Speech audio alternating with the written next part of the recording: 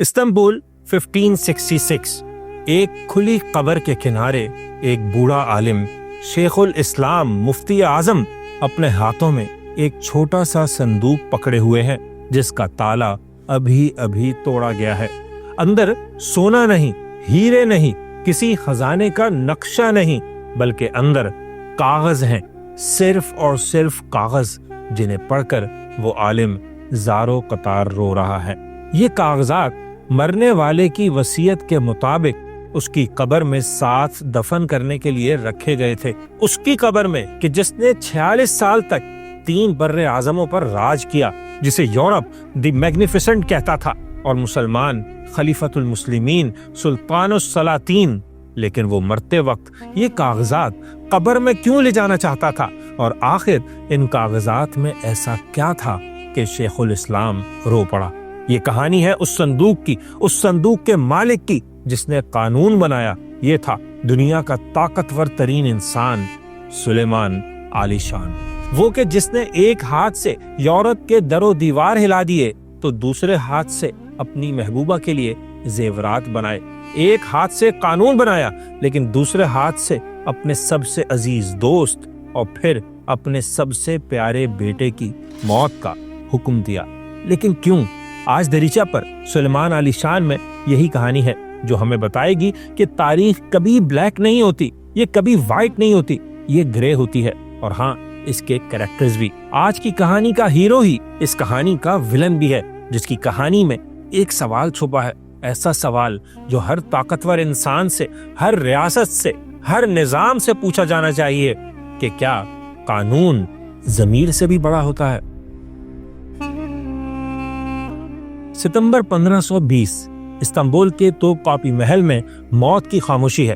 سلطنت عثمانیہ کا سب سے ہیبت ناک حکمران یاووش سلطان سلیم اچانک انتقال کر گیا اور پیچھے ایسی ریاست چھوڑ گیا جو 3 بر اعظموں پر پھیلی ہوئی ہے، سرحدیں محفوظ ہیں، کوئی سول وار نہیں، کوئی بغاوت نہیں۔ آج دارالخلافت میں سوگ کی کیفیت ہے لیکن یورپ میں جشن ہے۔ مسیحی پوپ لیو 10 نے یہ خبر سن کر سکھ کا سانس لیا ہے، بلکہ ایک یورپین ہسٹورین نے تو یہاں تک لکھا کہ a furious lion had left a gentle lamb as his successor، یعنی غضبناک شیر مر چکا اور اس کی جگہ ایک نرم مزاج میمنے نے لے لی ہے۔ یہ میمنہ کون تھا؟ جی ہاں، سلیمان، 26 سال کا نوجوان جسے جنگوں سے زیادہ شاعری اور فلسفے کا شوق تھا، اور ہاں زیورات بنانے کا بھی۔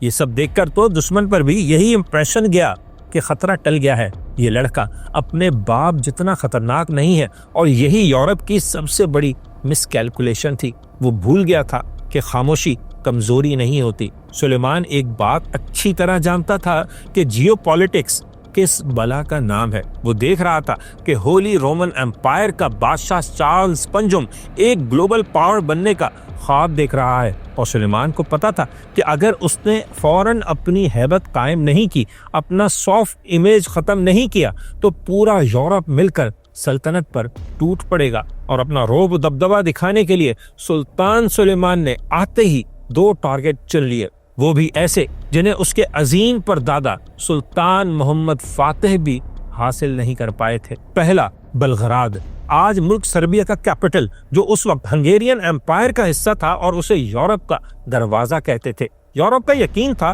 کہ کوئی اس قلعے کو توڑ نہیں سکتا، لیکن 1521 میں سلطان بننے کے کچھ ہی مہینوں بعد اس دروازے کے باہر سلیمان کی 1 لاکھ کی عظیم الشان فوج کھڑی تھی، جس نے 3 ہفتے میں یورپ کا دروازہ توڑ دیا۔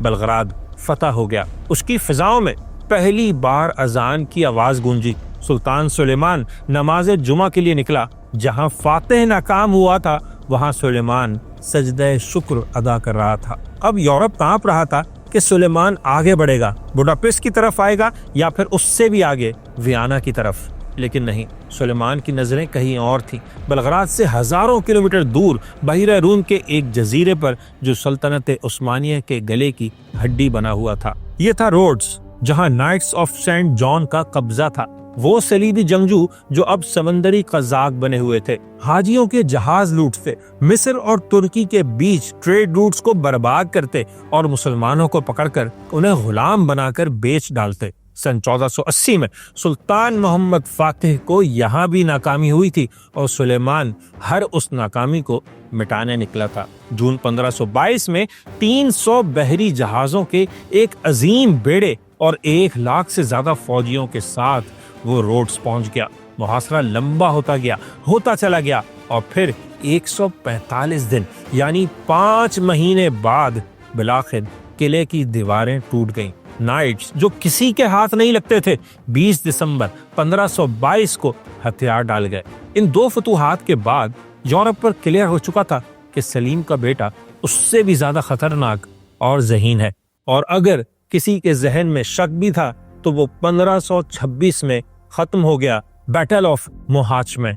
आज जहां हंगरी, सर्बिया और क्रोएशिया की सरहद मिलती है, बिल्कुल वहां ठीक 500 साल पहले 1526 में एक ऐसी जंग हुई जिसमें हंगरी की अजीम फौज सिर्फ 2 घंटे में मट्टी में मिल गई। उसका बादशाह लुई दोम, जो चार्ल्स पंजुम का रिश्तेदार था, वो भी मारा गया। हंगरी पर सुलेमान का कब्जा हो गया। सुलेमान अब वाकई मैग्निफिसेंट था, बल्कि उस जमाने में अपने लिए वो एक और लक़ब भी इस्तेमाल करता था, सुल्तानुल बर्रैन वल बहरैन, यानी जमीनों और समंदरों का सुल्तान।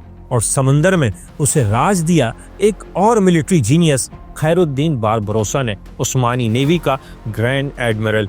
बारबरोसा के हवाले से दरीचा ने एक अलग वीडियो बनाई है, वो वीडियो जरूर देखें, क्योंकि हम यहाँ बारबरोसा का जिक्र नहीं करेंगे बल्कि आगे बढ़ेंगे। तो सुलेमान और बारबरोसा के डुओ ने सल्तनत उस्मानिया को एक ग्लोबल पावर बना दिया, एक ऐसी ताकत जिसका कोई दूर दूर तक मुकाबिल नहीं था। सन 1533 सल्तनत उस्मानिया और ऑस्ट्रिया के हैब्सबर्ग हुक्मरान आर्क ड्यूक फर्डिनेंड के दरमियान एक मुआहिदे पर दस्तखत हुए। तारीख उसे आज कहती है मुआहिदा कुस्तुनतनिया। ये मुआहिदा क्या है? समझे, यूरोप की जिल्लत की दस्तावीज है। जरा इसकी शराइत तो देखें। सुल्तान सुलेमान ने फर्डिनेंड को अपना बेटा करार दिया और सल्तनत के वजीर आजम इब्राहिम पाशा ने उसको अपना भाई माना। किसी भी शाही खानदान के लिए इससे बड़ी जिल्लत क्या हो सकती है कि दुश्मन का सुल्तान उसका बाप और सरपरस्त बन जाए। फिर हंगरी को हर साल 30,000 गोल्ड कॉइन्स का ट्रिब्यूट भी सल्तनत को देने का हुक्म मिला। और हाँ, मुआहिदे की अहम तरीन बात कि पूरे यूरोप में कोई खुद को शहंशाह नहीं बोलेगा, क्योंकि यहाँ एम्परर सिर्फ एक है, सुलेमान। और यूरोप में खुद को एम्परर कहता कौन था? होली रोमन एम्पायर का बादशाह चार्ल्स पंजुम, जिसने फ्रांस के बादशाह फ्रांसिस अव्वल को हराया था और कैदी बना लिया था। फ्रेंच किंग ने अपनी रिहाई के लिए पोप को या यूरोप के किसी दूसरे बादशाह को खत नहीं लिखा, बल्कि अपनी माँ से कहा कि सुलेमान से मुतालबा कीजिए। और फिर एक माँ का खत सुलेमान तक पहुंच गया, जिसके जवाब में जो खत सुलेमान ने लिखा वो एक शाहकार है। मैं जो सुल्तानुस सलातीन हूँ, दुनिया के ताजदारों को ताज बख्शने वाला, बहिरा रूम, बहिरा अस्वद, अनातोलिया, रुमेलिया, दमिश्क, हल्ब, काहिरा, मक्का, मदीना और यरूशलेम का तने तनहा मालिक हूँ। तुम्हारी फरियाद मेरे दरबार में पहुंच चुकी है, अब फिक्र करने की जरूरत नहीं। और फिर सुलेमान के दबाव की बदौलत फ्रांस के बादशाह को रिहाई मिल गई और उस्मानी सल्तनत और फ्रांस की दोस्ती के एक नए चैप्टर का आगाज हुआ, जिसने होली रोमन एम्पायर के इन्फ्लुएंस को कम करने में बड़ी मदद दी। सुलेमान अब आलीशान बन चुका था, लेकिन हैरत की बात यह है कि सल्तनत उस्मानिया में उसे मैग्निफिसेंट नहीं कहा जाता था। वहां उसका लक़ब था कानूनी, यानी द लॉ गिवर। क्यों? क्योंकि सुलेमान को अच्छी तरह अंदाजा था, जिसका एहसास उससे पहले शायद किसी सुल्तान को नहीं था, कि सिर्फ फतूहात से सल्तनत कायम नहीं रहती। तलवार जमीन तो फतह कर सकती है, लेकिन जमीन का इंतजाम संभालने के लिए एक निजाम चाहिए, एक स्ट्रक्चर चाहिए, एक कानून चाहिए। ऐसा कानून जो इस्तांबुल के महलात से लेकर काहिरा की गलियों तक यकसा नाफिज हो। और फिर उसने शेखुल इस्लाम अबू सऊद आफंदी के साथ मिलकर एक जबरदस्त ढांचा तैयार किया, कानून उस्मानी। सुलेमान ने एक ऐसी ब्यूरोक्रेटिक मशीन बनाई जिसकी उस जमाने में कोई मिसाल नहीं थी। लेकिन ये बात शायद कोई नहीं जानता कि मशीन के सीने में दिल नहीं होता। सल्तनत उस्मानिया दुनिया की सबसे मजबूत एम्पायर तो बनी, लेकिन सबसे बेरहम रियासत भी बन गई। और निज़ाम की इस बेरहमी को मल्टीप्लाई किया एक नए कैरेक्टर ने, नाम था خرم سلطان، سلیمان کی سب سے چہیتی بیوی، وہ جو ایک کنیز تھی جس سے سلطان کو محبت ہو گئی، اسے آزاد کیا اور تمام عثمانی روایات کو توڑتے ہوئے اس سے شادی کر لی، اسے اپنی ملکہ بنا لیا۔ سلیمان کی نظر میں خرم کی اہمیت کیا تھی، اس کا اندازہ سلیمان کے ان اشعار سے ہوتا ہے: جلی سے خلوتم وارم حبیبم ماہ تابانم انیسم محرمم وارم گزلر شاہ سلطانم۔ میری تنہائی کی مونس، میری جاں ماہ تاباں تو، میری ہمدم میری محرم، حسینوں کی ہے سلطان تو۔ کپود چونکہ مدہ ہم سنی مدھ ای درم دائم، یورک پر غم گزم پر نم محبیم و خوشحالم۔ تیرے در کا ہوں میں منگتا، لبوں پر ہے ثنا تیری، دل پر غم چشم پر نم سے محبی کی ہے جانا تو۔ جی ہاں، دنیا کا سب سے بڑا سلطان اپنی محبوبہ کے در کا منگتا بنا ہوا ہے، اور یہ بات خرم اچھی طرح سمجھ چکی تھی۔ سلیمان سلطنت پر تو راج کرتا ہے، لیکن اس کے دل پر صرف خرم کا راج ہے۔ خرم کو سب کچھ مل چکا تھا، لیکن ایک چیز نہیں، تخت اس کی اولاد کا نہیں تھا، کیونکہ سلیمان کا سب سے بڑا اور سب سے قابل بیٹا شہزادہ مصطفیٰ کسی اور بیوی سے تھا، وہ کہ جسے فوج بھی چاہتی تھی، عوام بھی پسند کرتی تھی۔ خرم سلطان کو صبر کرنا چاہیے تھا، وقت کا انتظار کرنا چاہیے تھا، لیکن جو سلیمان عالی شان کے دل پر راج کرتی ہو، وہ آئے ہوئے وقت کو ہی بدلنا چاہتی تھی، اور پھر سیاست میں اس کی مداخلت بڑھتی چلی گئی۔ ایک طرف نظام اور دوسری طرف حرم، دونوں نے مل کر وہ کیا جس کا خمیازہ سلطنت نے بھگتا۔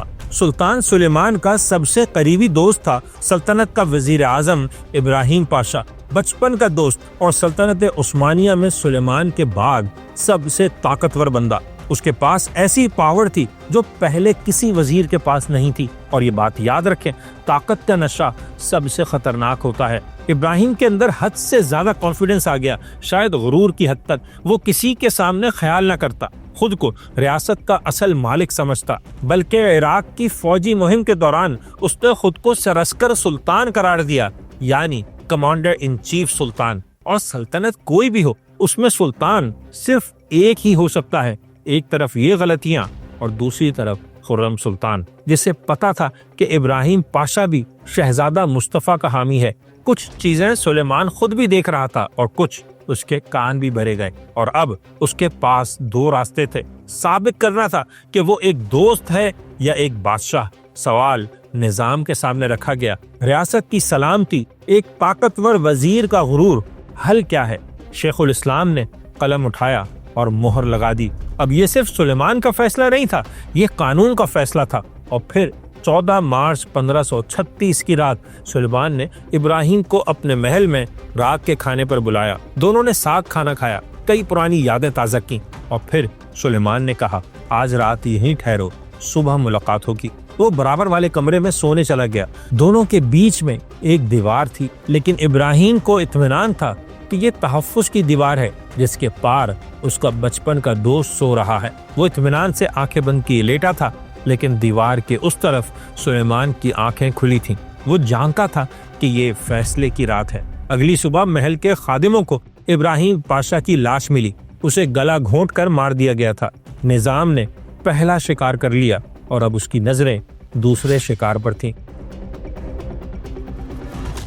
شہزادہ مصطفیٰ سلطان سلیمان کا بہت ہی لائق، بہادر اور پاپولر بیٹا، سلطنت عثمانیہ کی فوج میں اہم ترین ینیچری بھی اسے پسند کرتی تھی اور اسی کو اگلا سلطان دیکھنا چاہتی تھی۔ لیکن محل کے اندر ایک الگ ہی کھیل چل رہا تھا۔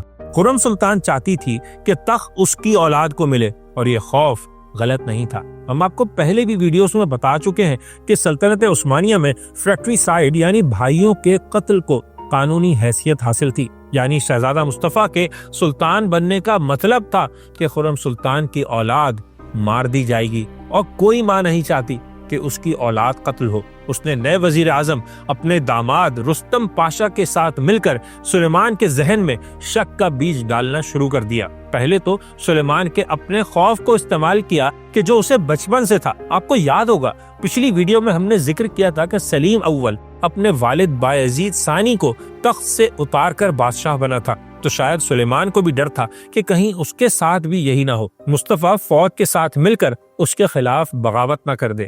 وہ پاپولر تو تھا ہی، اور بادشاہت کے نظام میں پاپولر ہونے سے بڑا جرم کوئی نہیں ہوتا۔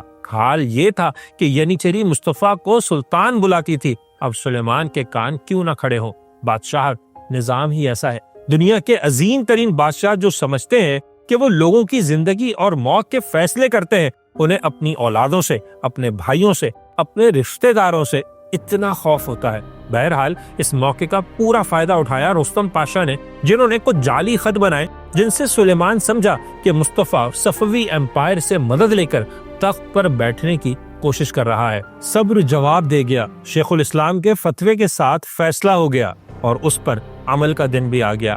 6 اکتوبر 1553 اناتولیا میں کونیا کے مقام پر عثمانی فوج کا ایک کیمپ لگا ہوا ہے، جہاں شہزادہ مصطفیٰ کو حکم ملتا ہے کہ سلطان سلیمان کے خیمے میں حاضر ہو۔ قریبی دوستوں نے روکا کہ مصطفیٰ مت جاؤ، تمہیں مارنے کی سازش ہو رہی ہے، لیکن مصطفیٰ نے ایک وفادار بیٹے کی طرح کہا کہ اگر میری موت میرے باپ کے ہاتھوں لکھی ہے تو مجھے منظور ہے، لیکن میں باغی کہلانا پسند نہیں کروں گا۔ مصطفیٰ اکیلا نہتا باپ کے خیمے میں داخل ہو گیا، اس یقین کے ساتھ کہ وہ اسے گلے لگائے گا۔ اندر داخل ہوتے ہی اس کی نظریں باپ کو ڈھونڈ رہی ہیں، روشنی کم ہے اور اسے پھر کچھ سائے نظر آئے۔ دل میں ایک شک جاگا، لیکن پھر وہی سوچ، وہ اپنے باپ کا بیٹا ہے، وہ اس کا برا کیوں چاہے گا؟ اور یہ شک، یہ سوچ، یہ وہم، یہ خوف، یہ سب ٹوٹ گئے جب اگلے ہی لمحے 7 گونگے بہرے جلاگ اس پر ٹوٹ پڑے۔ ہر مثبت سوچ، مستقبل کا ہر منصوبہ، ایک خوبصورت زندگی کا ہر خیال ایک لمحے میں ٹوٹ گیا۔ مصطفیٰ نوجوان ہے، طاقتور ہے، وہ لڑتا ہے، اپنی پوری طاقت لگا دیتا ہے کہ جو کوئی بھی اپنی جان بچانے کے لیے لگائے گا، لیکن 7 جلادوں کا مقابلہ کب تک ہو سکتا تھا؟ زندگی نظروں کے سامنے گھوم گئی، ہر چاہنے والے کا چہرہ آخری بار ذہن میں نقش ہونے لگا۔ مصطفیٰ مر گیا، لیکن حقیقت یہ ہے کہ اس خیمے میں صرف مصطفیٰ نہیں مرا تھا، اصل میں ایک باپ بھی ہمیشہ کے لیے مر گیا تھا، اور بچی صرف ایک چیز، تخت، نظام، ریاست۔ یہ ہے بادشاہت کی وہ قیمت جو شاندار محلات اور فتوحات کے پیچھے چھپی ہوتی ہے۔ سلیمان نے قانون کی حکمرانی تو قائم کر دی، لیکن اس قانون نے اسے اندر سے بری طرح اکیلا کر دیا۔ شہزادہ مصطفیٰ کی موت کے ساتھ سلطنت عثمانیہ کی تاریخ نے ایک خاموش لیکن بہت ہی خطرناک موڑ لے لیا۔ بظاہر سلطنت اب بھی بہت طاقتور تھی، اس کی توپیں اب بھی دشمن کے دل دہلا رہی تھیں، اور سلطنت کی سرحدیں اب بھی 3 بر اعظموں پر پھیلی ہوئی تھیں، لیکن انٹرنلی وہ ڈائنامکس جنہوں نے سلطنت کو اس بلندی تک پہنچایا تھا رکنے لگے۔ اور تاریخ کا یہ اصول یاد رکھیں، کوئی بھی سلطنت لامحدود نہیں ہو سکتی۔ سلیمان کے دور میں عثمانی سلطنت اپنی نیچرل اور جیوگرافیکل لمٹ تک پہنچ چکی تھی۔ 1529 میں ویانا کا وہ مشہور محاصرہ جس میں سلیمان کی فوج موسم کی خرابی اور سپلائی لائنز کٹ جانے کی وجہ سے کامیاب نہیں ہو سکی تھی، بتا چکا تھا کہ اب استنبول سے نکل کر ویانا جا کر جنگ لڑنا لاجسٹیکلی ممکن نہیں ہے۔ سلطنت اب اتنی بڑی ہو چکی ہے کہ اب اسے مزید پھیلایا نہیں جا سکتا۔ اب صرف ایک ہی چیز پر زور دینا ہے، سلطنت کی حدود کے اندر قانون اور نظام کی حکمرانی پر۔ مصطفیٰ کی موت کے بعد وہ نظام اتنا سخت اور بے لچک ہو گیا تھا کہ اس نے سلطنت کی انوویشن کو ہی مار دیا۔ ہر چیز فائلوں، فتووں اور فرمانوں کے گھن چکر میں پھنس گئی۔ آنے والے دور کے سلطان جنگ کے میدانوں میں جانے کے بجائے محلات کے قیدی بن کر رہ گئے۔ وہ نظام جسے سلیمان نے میرٹ اور انصاف کے لیے بنایا تھا، وہ اب حرم کی سیاست اور وزیروں کے ذاتی مفادات کا اکھاڑا بن گیا۔ اور سب سے بڑا المیہ کیا ہوا؟ جس تخت کے لیے سلیمان نے اپنے سب سے لائق فائق بیٹے کو قتل کیا، وہ اس کے ایسے بیٹے کو ملا جسے تاریخ سلیم دی ڈرنکرڈ یعنی سلیم شرابی کہتی ہے۔ وہ پہلا عثمانی سلطان جس نے کبھی جنگ کے میدان میں قدم نہیں رکھا، بلکہ اس کے دور میں سارا اختیار وزیروں کے پاس تھا یا پھر حرم کے پاس۔ خرم کی وجہ سے حرم اتنا پاورفل ہو گیا کہ سلطنت عثمانیہ 250 سال تک سلطنت آف ویمن یعنی خواتین کی سلطنت کہلاتی رہی۔ یہ ایک باپ کی اور ایک بادشاہ کی سب سے بڑی ناکامی تھی کہ اس کی دی ہوئی قربانی نے سلطنت کو اس کا بہترین وارث نہیں بخشا بلکہ زوال کی طرف پہلا قدم دیا۔ تاریخ میں سلیمان کی دولت، اس کے لباس، اس کے ہیرے جواہرات اور دربار کی شان و شوکت کو اتنا بڑا چڑھا کر پیش کیا گیا ہے کہ اصل سلیمان کہیں کھو گیا۔ اس پر ڈرامے لکھے گئے، اوپرا بنائے گئے اور پاپ کلچر نے اسے حرم کے ایک رومانٹک کریکٹر کے طور پر زندہ رکھا، لیکن سلیمان کی اصل کہانی رومانٹک نہیں ہے۔ یہ سبق ہے کہ ایبسولوٹ مونارکی یعنی مطلق العنانیت کتنی ظالم ہو سکتی ہے۔ سلیمان علی شان نے سلطنت عثمانیہ کو تاریخ کی بلندی پر پہنچایا۔ اس میں کوئی شک نہیں کہ وہ مسلمانوں کی تاریخ کے چند بڑے حکمرانوں میں سے ایک ہے، لیکن اس بلندی تک پہنچنے کے بعد اسے جو تنہائی ملی، اکیلا پن ملا، وہ کسی عام انسان کی سوچ سے بھی باہر ہے۔ زندگی کے آخری سالوں میں سلیمان ایک خاموش، اداس اور تنہائی پسند انسان بن چکا تھا۔ وہ بادشاہ کے جس کے ایک اشارے سے یورپ کانپتا تھا، وہ اب محل میں سونے اور چاندی کے برتنوں کے بجائے مٹی کے برتنوں میں کھانا کھاتا تھا۔ وہ دعائیں مانگتا رہتا، اللہ سے معافی کا طلبگار رہتا اور ان لوگوں کو یاد کر کے روتا جو اس کے حکم پر موت کے گھاٹ اتارے گئے۔ شاید وہ جان چکا تھا کہ اس دنیا میں بادشاہت اور انصاف ساتھ ساتھ نہیں چل سکتے، اور پھر 71 سال کا بوڑھا سلطان اپنے آخری سفر پر روانہ ہو گیا اور اس کی وصیت نے پوری تاریخ کو رلا دیا۔ مئی 1566 میں ہنگری کے لیے ایک نئی مہم کا آغاز ہوا۔ سلطان سلیمان اس عمر میں بھی لشکر کے ساتھ تھا اور پہلا محاصرہ ہوا سگتوار کے قلعے کا، اور اس محاصرے کے دوران 6 ستمبر کی رات سلطان سلیمان کا اپنے خیمے میں انتقال ہو گیا۔ دنیا کا سب سے طاقتور انسان جس نے 46 سال تک ایک عظیم و شان سلطنت پر حکمرانی کی، خاموشی سے اس دنیا سے چلا گیا۔ فوج کا مورال گرنے سے بچانے کے لیے موت کی خبر چھپا دی گئی، یہاں تک کہ قلعہ فتح ہو گیا سلطان کے بغیر۔ لیکن سلیمان کی کہانی اس کی موت پر ختم نہیں ہوتی، یہ ختم ہوتی ہے اس کی وصیت پر۔ سلیمان نے وصیت کی تھی کہ جب اسے دفنایا جائے تو اس کے ساتھ وہ صندوق بھی قبر میں رکھا جائے جس پر تالا لگا ہوا ہے۔ شیخ الاسلام ابو سعود آفندی نے اس بات پر اعتراض کیا کہ شریعت کے مطابق قبر میں میت کے ساتھ کوئی بھی دنیاوی چیز دفن نہیں کی جا سکتی۔ انہوں نے حکم دیا کہ صندوق کھولا جائے۔ شیخ الاسلام کے حکم کے مطابق صندوق کا تالا توڑا گیا تو اس کے اندر کچھ کاغذ تھے، وہ فتوے تھے جن پر خود ابو سعود افندی اور دوسرے علماء کے دستخط تھے، وہ فتوے تھے جن کی بنیاد پر سلیمان نے ابراہیم پاشا، شہزادہ مصطفیٰ اور دوسرے لوگوں کے قتل کے احکامات جاری کیے تھے۔ سلیمان یہ کاغذات اپنے ساتھ قبر میں اس لیے لے جانا چاہتا تھا تاکہ بارگاہ الہی میں جب اس سے خون کا حساب مانگا جائے تو وہ ثبوت پیش کر سکے کہ اے اللہ، میں نے جو بھی کیا تیرے علماء کے دیے گئے فتووں اور ریاست کے قانون کے مطابق کیا۔ ایک انسان جس نے زندگی میں دنیا فتح کی، ایک نظام بنایا، قانون بنایا، لیکن وہ جانتا تھا کہ کوئی بھی چیز اسے اپنے ضمیر اور اللہ کی عدالت میں نہیں بچا سکتی۔ اب وہی شیخ الاسلام کھلی قبر کے کنارے وہ کاغذات ہاتھ میں لیے کھڑے تھے، آنکھوں سے آنسو بہ رہے تھے، اور پھر انہوں نے وہ جملہ ادا کیا جو آج بھی تاریخ میں محفوظ ہے، بلکہ ایک جملہ آج تک بادشاہت اور ظلم کے ہر نظام پر سوالیہ نشان اٹھاتا ہے کہ اے سلیمان، تو نے یہ کاغذات دکھا کر اپنا دامن تو بچا لیا، لیکن کل بروز قیامت ہم اپنا حساب کیسے دیں گے؟